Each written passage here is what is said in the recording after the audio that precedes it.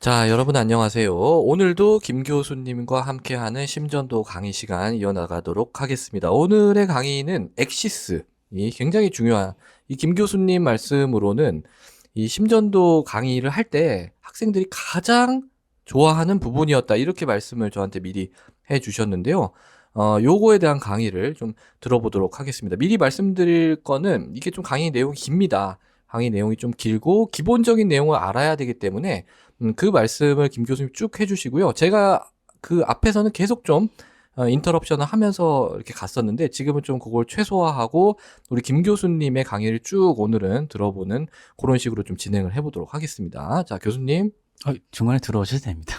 그 에피소드 1, 2에서 이제 레이트랑 리듬에 대한 설명을 좀 드렸는데 오늘은 이제 엑시스를 얘기를 드릴 거고, 엑시스를 얘기 드리려면 처음에 얘기했던 PWave, QRS, TWave에 대한 정의를 먼저 시작을 할 겁니다. 그리고 나서 엑시스 얘기를 할 거라서. 근데 이거 보시면 이 5가지라는 게 되게 생소하실 거예요. 이게 새로운 게 아니고요. 실제 여러분들 뭐 의대 해리스라는 내과의 어떤 바이브 성정 같은 게 있는데, 거기에 실제로는 이렇게 14가지 포인트를 스텝 바이 스텝으로 어나리시스를 해서 심전도를 판독하라고 나와 있습니다. 근데 아무도 이렇게 안 합니다. 그래서 이거를 다 정리하다 보면 결국은 이런 5가지로 규결이 될 수밖에 없기 때문에 제가 5가지 설명을 드리는 거지, 이 5개가 새롭게 나온 건 아닙니다. 그래서 그걸 좀 명심해 주시고요. 우선 저희가 엑시스 하기 전에 P, QRS, T에 대해서 설명을, 우선 정의를 먼저 좀 드려야 되는 이유에 대해서 설명을 드릴 텐데, 보통 저희가 P웨이브는 어느 곳 가든 설명드릴 때 심방의 수축, QRS는 심실의 수축, 뭐 T웨이브는 심실의 이완, 이렇게 배우시고, 그럼 뭐 심방의 이완은 어디 있나요?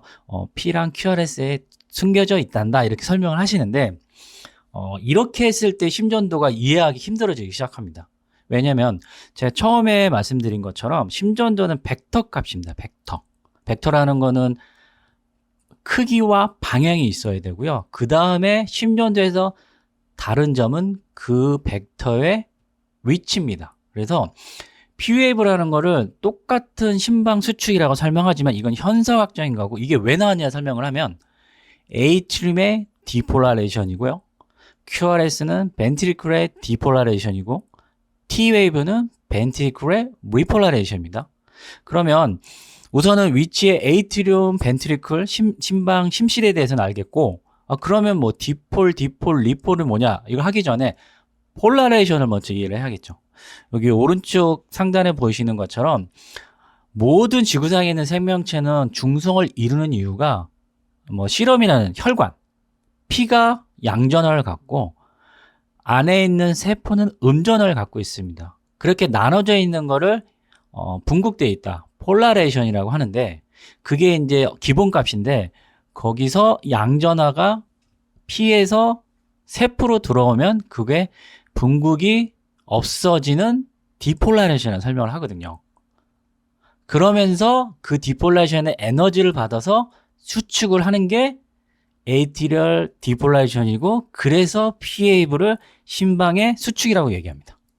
자, 여기서 이제 잠깐만 말씀을 드리고 가면은요. 지금 이제 굉장히 좀 어려운 용어들이 나오고 있는데요. 요거를 한 번은 그래도 이해를 하고 가셔야 됩니다. 이게 이제 계속 나옵니다. 사실은, 생리학 수업일 때 다 나왔던 내용이고요. 여러분들이 고등학교 과정을 거슬러 가시면 고등학교 생물 수업의 시간에도 사실은 나오는 내용입니다. 근데 그게 이제 심장으로 세포가 옮겨졌다라는 것일 뿐이거든요. 그래서 김 교수님이 하신 내용 간단하게 말씀드리면, 자, 세포 밖에는 이렇게 플러스가 있어요. 세포 밖에는 플러스, 세포 안에는 마이너스가 있는데, 이 플러스가 안으로 이렇게 뭔가 채널이 열리겠죠? 통로가 열리면 이 플러스가 안으로 막 들어온단 말입니다. 그럼 안에서 측정을 해보면 안에는 원래 마이너스밖에 없었어요. 그럼 여기가 이제 0이 원래 마이너스밖에 없었습니다. 근데 플러스가 되니까 이 세포는 플러스가 될 거 아니에요. 세포 안에서 측정을 하면. 이게 이제 디폴라라이제이션 이라고 하는 거고요. 그게 이제 심방에서 일어나면 그게 에이트리얼 디폴라라이제이션이 되는 거고, 그게 이제 P 웨이브다, 이런 말씀이시죠? 맞습니다. 예. 그리고 그게 이제 심실에서 일어나면 이제 벤트리큘랄 디폴라라이제이션이라고 이해를 하시면 되겠습니다. 자, 이어서 해주시죠. 거꾸로 리폴라레이션은 이런 들어온 전화가 다시 밖으로 나가거든요. 근데 셀은 에너지를 써서 그래서 그거 사이클을 계속 반복하는 게 생명의 활동이고 심장도 수축과 이완이 그렇게 이루어집니다. 그래서 T웨이브는 ventricular repolation이고 이제 그때는 당연히 양전하가 음전하가 되겠죠. 자, 그러니까 지금 아까 제가 여기 플러스가 안으로 이렇게 막 들어왔다라고 말씀을 드렸잖아요. 근데 이 플러스 들어온 게 여기 영원히 있지 않습니다. 영원히 있으면은 우리가 뭐 아무것도 할 수가 없어요. 심장은 뛸 수도 없고요. 다른 세포들도 기능을 할 수가 없어요. 그러니까 이 들어온 녀석을 다시 이렇게 밖으로 이렇게 내보내는 과정이 반드시 필요하게 됩니다. 그러니까 그렇게 되면은 결국은 플러스가 이렇게 밖으로 나가는 그런 현상이 생기게 되고 그 과정이 이제 리폴라라이제이션이다. 그런 말씀을 이제 해주셨습니다. 이거를 설명드린 이유가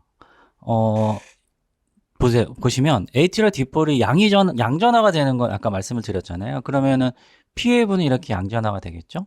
그리고 R웨이브도 양전화가 되겠죠. 근데 T웨이브는 아까 양전화가 다시 음전화가 되는데 얘는 왜 위로 올라갈까? 뭐 심전도가 벡터라고 얘기하면서 거기에 대한 설명을 위해서 이렇게 길게 얘기를 했고 다음 페이지를 보시면 이게 되게 정말 중요한 슬라이드입니다. 우리가 심전도가 아까 벡터라는 말을 여러 번 반복하는 이유가 양전화가 다가오면 당연히 그 밖에 있는 저희가 심전도라는 건 그 피부 밖에서 붙이기 때문에 양전화가 다가오면 당연히 양을 나타나겠죠.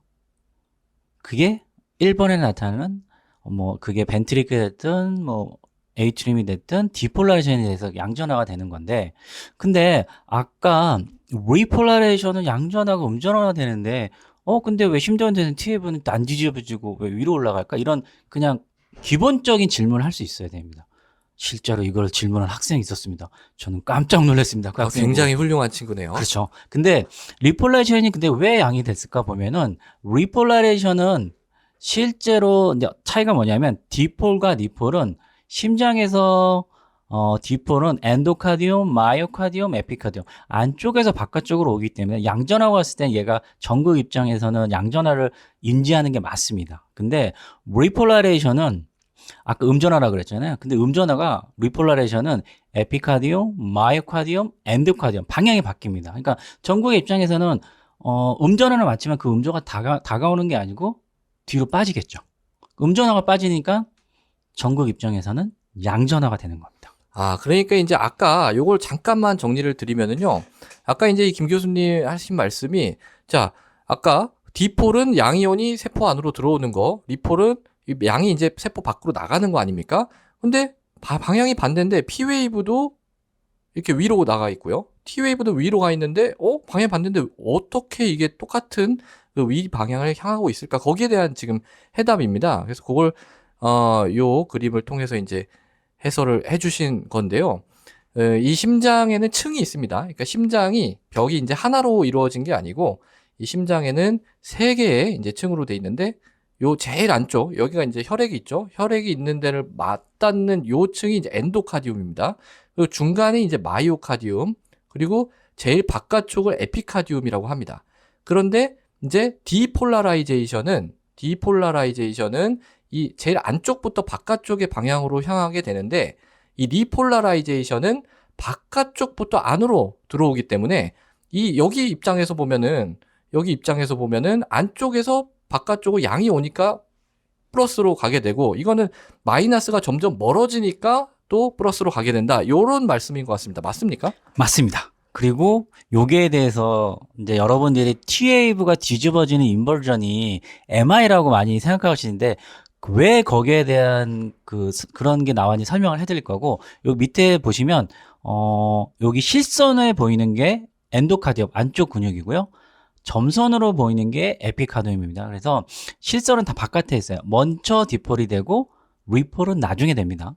근데 우리가 왜 MI일 때 T가 뒤집어졌다고 하시잖아요. 그리고 모든 선생님들이 T가 뒤집어지면 빨리 카디오 봐서 혹시 뭐 안자이나 MI 아니냐는 설명을 하는데 실제로 MI가 왔을 때 어떤 일이 벌어지는지 설명을 하면 MI가 오게 되면 이 안쪽 엔도카디움이 먼저 이스케미아가 오기 때문에 그러면 엔도카디움의 머슬량이 줄고 액션 포텐셜 듀레이션이라고 그러는데 이 그 실선으로 보이는 게 아까 보실 때는 이게 실선이 먼저 시작하고 점선 실선이었는데 그 실선이 안쪽으로 당겨집니다. 그러니까 액션 포텐셜이 짧아지겠죠. 그렇게 되면 어떻게 되냐면 MI가 온 경우에는 디폴도 엔도카디움 에피카디움이 되고 리폴도 엔도카디움 에피카디움이 돼요. 방향이 같아요, 이제. 아까는 방향이 바뀐다고 했잖아요. 디폴과 리폴이. 근데 MI가 오면은 디폴과 리폴의 방향이 같은데 방향이 같았을 때 아까 말한 디폴은 양전화, 리폴은 음전화. 그래서 이런 경우에는 T가 뒤집어진 경우가 MI를 가정할 수 있다 설명을 한 겁니다. 보통은 저희가 아마 마지막 파트에서 이 스키마에 대해서 엄청난 많은 케이스를 보여드릴 텐데 T가 뒤집어지면 그냥 MI야. 카디올로지 물어봐. 엔자이나야 하는데 T가 뒤집어지는 거는 여러분들 선입견 우선 버리셔야 됩니다. T가 뒤집어지는 건 MI가 아니고요. 벤트리클의 리폴라레이션에 문제가 생긴 겁니다. 그게 벡터가 바뀐 걸 수도 있고 크기가 바뀐 걸 수도 있습니다. 그렇게 생각하면 우리가 T가 뒤집어진 걸 어떻게 설명을 하냐면 벤트리클의 리폴라레이션의 벡터가 바뀌었다는 거는 MI만 있지 않습니다. 가장 흔한 게 번들 브랜치도 있을 수 있고, 뭐 LVHL도 있을 수 있고, HCM이라 그래서 뭐 다른 여러 가지 상황에서도 T는 뒤집어질 수 있거든요. 그러니까는 T가 뒤집어지는 거에 대해서는 벤트리클 리폴라레이션의 변화라는 걸 기본 전제를 했을 때 그 중에 MI가 있을 수 있는 거예요. 당연히 MI가 아닐 수도 있다는 거죠. 자, 지금 이제 이 굉장히 중요한 포인트입니다. 여기 이제 굉장히 중요한 포인트인데, 저도 사실 이런 설명은 처음 들어봐서 굉장히 좀 신선합니다. 자, 제가 간단하게만 말씀을 드리면, 우리가 이제 T가 뒤집어진다라고 하죠. T가 뒤집어진다. 그걸 이제 우리가 T-웨이브 인버전 이렇게 얘기를 합니다. 지금 여기서는 T가 이렇게 서 있지 않습니까? 근데 이 T가 이렇게 뒤집어진 거죠. 그러면 이제 사람들이 긴장을 하기 시작합니다. 혹시, 왜냐면은 이 심근경색이라든지 이런 게 생기면은 굉장히 큰일이거든요. 그래서 이 카디올로지라고 말씀하신 카디올로지는 이 심장내과 또는 순환기내과 의사를 뜻합니다. 그러니까 이거 뒤집어지면은 설사 이게 다른 과라고 할지라도 잘 모릅니다. 이 심전도는 솔직히 잘 모르잖아요. 그래서 이제 심장내과에 빨리 상의를 해보자 이렇게 이제 되는데 사실은 이 T-웨이브, 그러니까 우리가 이게 이제 예전에 김 교수님이 해주셨던 말씀하고도 일맥상통이 돼요. 예전에 이제 모양을 보고 김 교수님이 이걸 가지고 진단을 내리려고 한다라고 말씀을 주셨는데 여기서 보면 T-웨이브 인벌전 그러니까 혹시 심근경색 혹은 심근허혈 이런 거 아니야? 이렇게 생각을 하는데 그게 아니고 아까 원리를 우리가 배우지 않았습니까? T-웨이브가 왜 서 있는지 원리를 배우지 않았습니까? 이게 뒤집어지는 것은 이 T-웨이브의 생성 원리를 보면 알 수 있는데 그게 결국 벤트리큘랄 리폴라라이제이션에 맞닿아 있다는 거죠. 요 어떤 전기 생리학적 원리에 맞닿아 있다는 거고, 그러니까 여기에 문제가 생기는 어떤 상황이라도 전부 다 이 T-웨이브의 인버전을 만들 수 있다. 그런 이야기가 되겠습니다. 근데 아까 엄청나게 많은 그 질병들이 나왔어요. LVH도 나왔고, 번들 브랜치 블럭도 나왔고, 근데 그런 건 지금 모르셔도 상관이 없습니다. 왜냐하면 뒤에서 다 할 거기 때문에 뒤에서 다 해주실 거죠. 케이스가 있습니다. 예, 케이스가 있으니까. 예, 그렇게 하고 또 넘어가 보도록 하겠습니다. 그러니까 오늘 저희가 서두에서 엑시스를 얘기했는데 엑시스 얘기하다가 갑자기 PQRT를 왜 얘기를 드렸냐면 실제로 엑시스 같은 경우에는 이렇게 봅니다. 그러니까 이 엑시스를 보기 전에 QRS에 대해 정의를 먼저 시작을 한 건데 오늘 얘기하고 싶은 건 딱 그냥 간단히 하고 아마 다시 이어서 해야 될 것 같은데 심장이라는 게 원래 태생학적으로 하나의 혈관에서 시작된다는 걸 아마 뭐 많이들 아셨을 텐데 혈관이 서로 이렇게 구부러지면서 두 개의 혈관이 만들어지고 그 두 개의 혈관이 다시 칸을 이루면서 왼쪽에 좌심방, 좌심실, 오른쪽에 우심방, 우심실이 됩니다. 그렇게 심장이 이렇게 버티컬하게 서 있다고 하거든요. 위아래로. 근데 이게 오블리크가 옆으로 돌아요. 이제 자라면서 생성이 되면서 문제는 이 오블리크까지는 많이 알고 계시는데 이게 트위스트합니다. 왼쪽이 무게가 있기 때문에 앞에서 뒤로 돌아가요. 그럼 이런 거를 다 이해를 하려면 우리가 심전도를 찍었을 때 X축, Y축, Z축이라는 세 개의 축을 알아야 되는데 이 11일에서 우리가 말하는 한 3개, 2개 정도를 묶으면 그것들이 다들 X축, Y축, Z축을 대표하고 있는데 가장 뭐 쉬운 예로 2,3F의 HT가 올라가면 RC의 임팍 이런 말씀을 드리잖아요. 2,3F는 외국 애들이 이제 inferior 리드라고 합니다. 밑으로 내려가는 리드. 그래서 이거는 Z축의 음을 나타나게 되어 있습니다. 그리고 노란색으로 보이는 리드 1 AVL 뭐 5, 6, 아무튼 6가 되면 이거는 좌우를 나타나게 됩니다. 우리가 보통 수학 시간에 배우는 X축을 나타나겠죠? 그럼 나머지는 Y축이 있어야 되잖아요. 그 Y축이 프리코디알 리드입니다. 그리고 잘 보시면 이제 아시겠지만 12개의 리드 중에 다 제가 아까 맨 처음에 PQRS를 자세하게 설명했던 이유가 PQRST가 딴 데는 다 모양이 좀 다를 뿐이지 얘는 좀 크고 작고 뿐이지 모양이 다 똑같습니다. 근데 유일하게 AVR V1만 모양이 뒤집어져 있거든요. 이유는 간단합니다. 이 12개 중에 10개는 다 왼쪽에 있는데 얘네 둘만 오른쪽에 있습니다. 심장이라는 게 사람 몸에 오른쪽에서 왼쪽으로 신호를 보내기 때문에 왼쪽에 있는 이들은 다 이런 모양을 하는데 아까 처음에 말씀드린 기본 모양을 하게 되는데 오른쪽에 있는 이 유일한 두 개 AVR, V1은 이렇게 뒤집어집니다. 그래서 11리드를 보실 때 엑시스를 보기 전에 이런 기본 값을 알고 시작해서 모르겠어요. 이거를 보셨을 때 나는 이걸 진단할 수도 없지만 여러분들이 맨 처음에 하셔야 될 거는 이거는 내가 알고 있는 노말이랑은 다르다. 우선은 다르다는 걸 아셔야 돼요. 달라야지 어떤 노말과 차이점을 비교할 수 있는 건데 그냥 심도를 봤는데 모르겠다 그 넘어가 버리면 결국은 심도를 읽기가 어렵기 때문에 그래서 정상값인 X, Y, Z의 QRS의 축이 중요한 거고요. 계속 해도 되나요?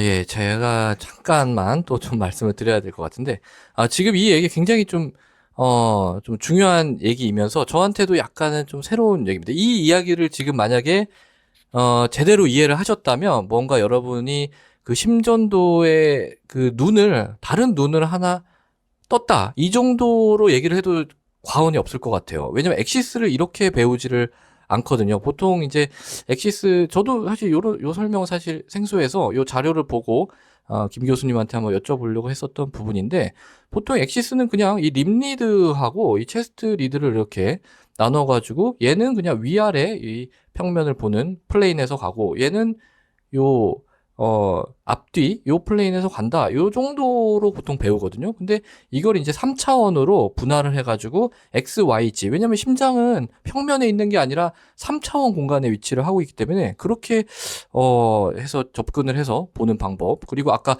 AVR과 V1이 왜 모양이 다른지 얘기해 주셨죠? 굉장히 좀 중요한 얘기였습니다. 근데, 이렇게 3차원으로 보는 그 엑시스, 그게 많이 통용이 되고 있는 방법인가요? 기본 전제는 이 3차원인데요. 아까 아까 우리 학교에서 배웠던 이 이평면 이게 실제로 보이는 게 맞고 보시면 이게 이제 여러분들이 많이 보시는 모든 학교에 가는 겁니다. 예, 제가 이걸 이제 많이 공부를 했었죠. 그죠? 예. 근데 그거의 전제는 이렇게 되어 있고 우선은 기본적으로 엑시스라면 축이어지잖아요. 우리 수학 시간에 배우는 1사분면, 2사분면을 배우는데 이거 네. 보시면 보통은 우리 수학 시간에 1사분면, 2사분면, 3사분면, 4사분면 이렇게 배우거든요. 그렇죠. 근데 심장이라는 게 이렇게 서 있잖아요. 약간 삐딱하게 그죠? 서 있다는 뜻이죠. 예. 심장에서는 여기가 1사분면입니다. 그래서 여기가 90도, 180도, 270도, 360도. 그러니까는 심장의 엑시스를 얘기할 때 우리 수학적으로 어릴 때 배운 게 아니고 이런 기본 전제가 좀 다르다는 걸 아셔야 되고 이런 전제가 있을 때 이런 엑시스를 하기 때문에 아까 말씀드린 위아래 Z축이랑 X축만 보는 거예요. Y축 같은 경우에는 이게 프로그레션이라는 말인데 이건 좀 전문적인 용어인데 그것도 축이라는 거를 이해하셔야 되고 축이라는 걸 얘기하려면 이런 걸 기본 전제를 설명하지 않으면 그냥 외우게 될 수밖에 없거든요. 그래서 이런 거고 실제로 여기가 심장의 1사분면인데 여기서 의미되면 그래서 심장은 기계가 알고리즘이 무조건 레프트 엑시스 데비에이션이라고 기계 판독을 해버립니다. 그리고 90도가 넘으면 right at deviation 예를 들어 pulmonary disease가 있으면 그렇게 하거든요. 그러면 이 3사분면 심장이 이렇게 뛸 수가 있나? 한번 생각해 보세요. 뭐가 있을 것 같아요 여기? 이렇게 뛸 수 있는 게 없습니다 거의. 그래서 실제로 외국에는 이건 노맨스 존이라 그래요. 인간한테 날선에서 엑시스라는데 유일하게 몇 개가 있습니다. 뭘까요? VT입니다. VT, VF는요 이렇게 올라갈 수 있어요. 엑시스가. 그러니까 오늘 뭐 계속 에피소드가 이어지면서 VT, VF 얘기를 할 텐데 VT, VF는 단순히 와이드 크라시 타키카디아가 아니고 맨 처음에 저희가 처음에 에피소드 1에서 얘기한 것처럼 피와 아래 관계, 이런 축의 바뀜, 그리고 저희가 삼각형 모형을 다시 한번 얘기할 텐데 어떤 삼각형의 이니셜 슬로프, 그다음에 터미널 슬로프 이런 것들을 얘기합니다. 그래서 이런 걸 이해하기 위해서는 이런 축에 대한 이해가 전제돼야 된다는 거죠. 예, 이거 제 예상보다 이 강의 내용이 굉장히 난이도가 사실 높습니다. 사실 기본 강의를 제가 준비를 해달라고 말씀을 드렸는데 거의 뭐 이건 전문가 레벨에서 가는데, 그래도 이렇게 한번 알아놓으시면은, 어디 가서 내가 심전도, 그래도 꽤 본다. 나는 심전도에 대해서 좀 명확하게 이해를 하고 있다. 이렇게 말씀하실 수 있는 어떤 바탕이 되는 강의가 아닐까, 그렇게 생각을 합니다. 그래서 우리 김 교수님이 사실은, 굉장히 학교 다니실 때부터 공부를 잘하셨던 선생님이셨어요. 그래가지고, 특히 이제 물리 쪽에도 조예가 있으시고, 그래서 말씀이 좀 어려울 수가 있습니다. 여러분들 듣기에, 이게 무슨 말이야? 이렇게 느끼실 수도 있는데, 그렇다면은 여러분들이 댓글에다가 뭐 어떤 내용이 이해가 안 가는지를 좀 달아주시면은요, 그거를 저든 아니면 김 교수님이든 조금 상의를 해가지고 강의 수준을 좀 조정을 하거나 아니면 댓글에 또 답변도 좀, 적극적으로 저희가 할 수 있는 거라면, 저희가 할 수 있는 거라면 좀 달아드리도록 하겠습니다. 그러니까 엑시스라는 게 굉장히 중요하다. 그런 얘기입니다. 그러니까 이게 엑시스라고 하는 게, 그러니까 이게 이제, 아까 뭐 레프트 엑시스 이런 얘기를 드렸는데 원래 이제 엑시스가 이렇게 심장의 전기적인 축이거든요. 근데 이 축이 왼쪽으로 가 있냐 오른쪽으로 가 있냐 또는 이렇게 가야 되는데 이게 완전히 거꾸로 가는 경우가 아주 간혹 있다라는 거죠. 그러니까 그거는 이제 질환에서 다시 다 나올 겁니다. 그 질환을 설명해 주실 때 이 엑시스 이야기가 계속 나오기 때문에 이렇게 엑시스를 정성 들여서 설명을 해주신 게 아닌가 생각이 됩니다. 네, 교수님 또 뭐 엑시스에 대해서 조금 더 해주실 얘기가 있을까요? 이번 에피소드 끝나고 다음 에피소드 시작할 때 다시 해드릴게요. 예, 그게 좋을 것 같습니다. 지금 엑시스에 대해서 제 생각에 조금 더 하실 말씀이 있으실 것 같은데 더 하면은 이제 이게 머리에 이 용량이라는 게 있기 때문에 조금 어려울 수도 있기 때문에 오늘은 요 정도까지 좀 또 진행을 하고 오늘도 이렇게 어디서도 들을 수 없는 이 심화 심전도 강의라고 해야 되겠네. 이 정도면 사실 심화가 맞는 것 같습니다. 이게 그 심전도 강의를 마무리를 하도록 하겠습니다. 자, 오늘도 경청해 주셔서 대단히 감사합니다.